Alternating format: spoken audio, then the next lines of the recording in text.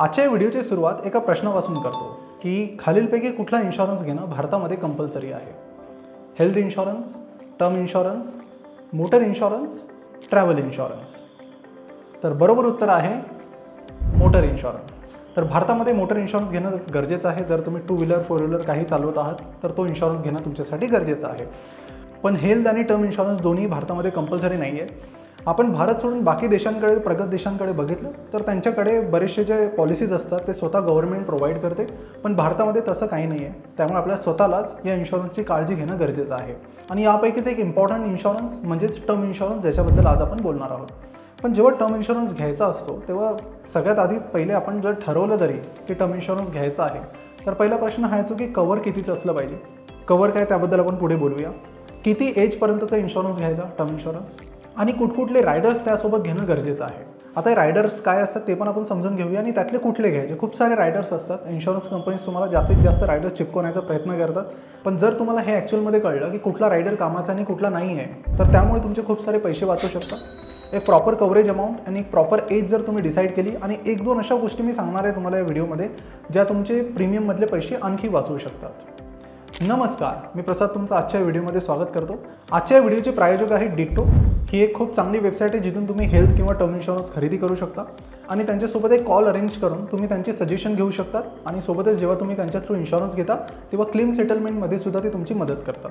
त्यांच्याबद्दल आपण व्हिडिओमध्ये पुढे बोलूया. तर सध्या सगळ्यात महत्त्वाचा प्रश्न हा येतो, जेव्हा तुम्ही टर्म इन्शुरन्स घेण्याचा प्लॅन करता तेव्हा सगळ्यात पहिला प्रश्न तुम्हाला हा विचारला जातो की कव्हर कितीचा पाहिजे. समजा एखाद्या व्यक्तीने 1 करोडचा कव्हर घेतला आहे. याचा अर्थ असा आहे की जर त्या व्यक्तीची डेथ झाली तर त्याच्या फॅमिलीला 1 करोड रुपये दिले जातील. तर एक्झॅक्टली कव्हर कितीचा असला पाहिजे त्यामध्ये 2 फॅक्टर्स महत्त्वाचे आहेत. पहिली गोष्ट याच्यामध्ये महत्त्वाची अशी आहे की तुमच्या फॅमिलीचे मंथली खर्च किती आहे. समजा तुमच्या फॅमिलीचा जो मंथली खर्च आहे तो 20,000 रुपये आहे, म्हणजे वर्षाचा तुमचा खर्च किती झाला? जवळपास 2.5 लाख रुपये.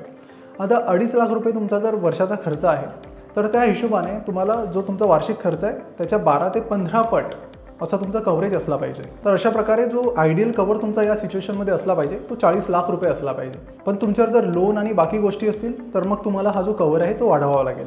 आता कव्हरबद्दल अजून डिटेलमध्ये जर तुम्हाला जाणून घ्यायचं की तुमच्यासाठी एक्झॅक्ट कव्हर किती असला पाहिजे यासाठी तुम्ही डिट्टोचं हे कॅल्क्युलेटरसुद्धा वापरू शकता, ज्याची लिंक मी खाली डिस्क्रिप्शन आणि कमेंट बॉक्समध्ये दिली आहे.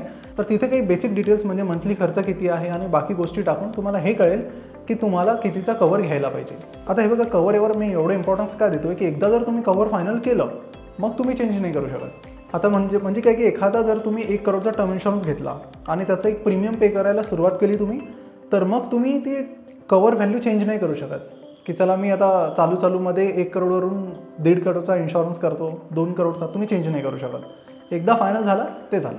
हे बघा, डिस्क्रिप्शन आणि कमेंट बॉक्समध्ये मी खाली अजून एक लिंक दिली आहे. तिथे जाऊन तुम्ही डिट्टोच्या एक्झिक्युटिव्हसोबत एक मीटिंग अरेंज करू शकता किंवा कॉल अरेंज करू शकता, जिथे ते तुम्हाला गाईड करतील. तुम्ही आपले प्रश्न त्यांना विचारू शकता की कितीचा कव्हर मला असायला पाहिजे माझा, आणि तुमचे जे काही डाऊट्स असतील ते तुम्ही विचारू शकता. इथे महत्त्वाची गोष्ट अशी आहे की डिट्टो स्वतःहून तुम्हाला कॉल करत नाही, त्यामुळे स्पॅम कॉल वगैरे याचा झंझट नाही.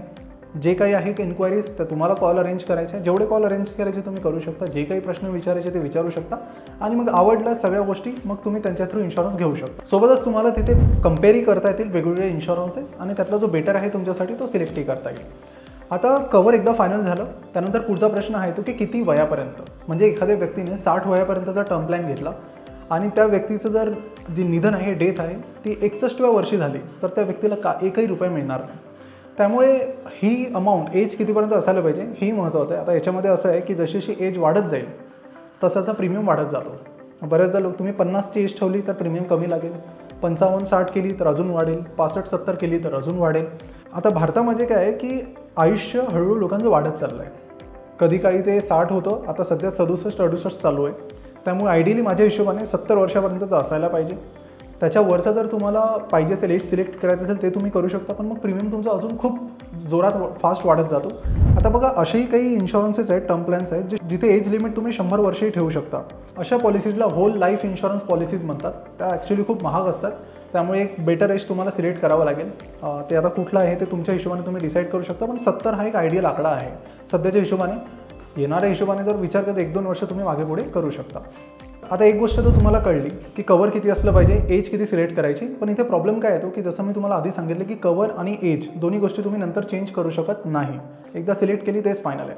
आता इथे बऱ्याचदा प्रॉब्लेम कोणाचा होतो की समजा यंग आहेत आणि लग्न तुमचं बाकी आहे, मग लग्न झाल्यानंतर डिपेंडन्सीज वाढतात. तुम्ही काय की सध्याच्या खर्चानुसार एखादा प्लॅन सिलेक्ट केला डिट्टोवर जाऊन, पण प्रॉब्लेम कधी येतो? प्रॉब्लेम तेव्हा येतो जेव्हा फॅमिली मेंबर्स वाढतात. तुम्ही लग्न करता, मग तुम्हाला मुलं होतात, मग तुम्हाला वाटतं की मी जी अमाऊंट सिलेक्ट केली आहे ती कमी आहे, आता ती वाढवायला पाहिजे, पण ती तुम्हाला वाढवता येत नाही. आता यासाठीच एक रायडर असतो. रायडर म्हणजे काय, ॲडिशनल पॉलिसीज असतात अशा.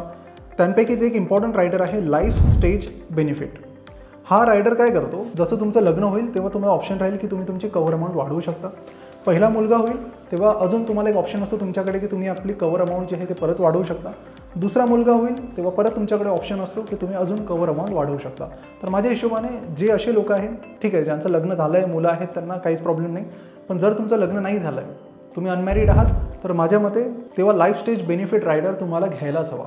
नाहीतर काय की तुम्हाला फसल्यासारखं वाटेल की आता एक पर्टिक्युलर मी घेतली आहे टर्म इन्शुरन्स पॉलिसी, आता मला त्यामध्ये काही चेंज करता येत नाही, माझी रिक्वायरमेंट जी आहे ती बदलली आहे.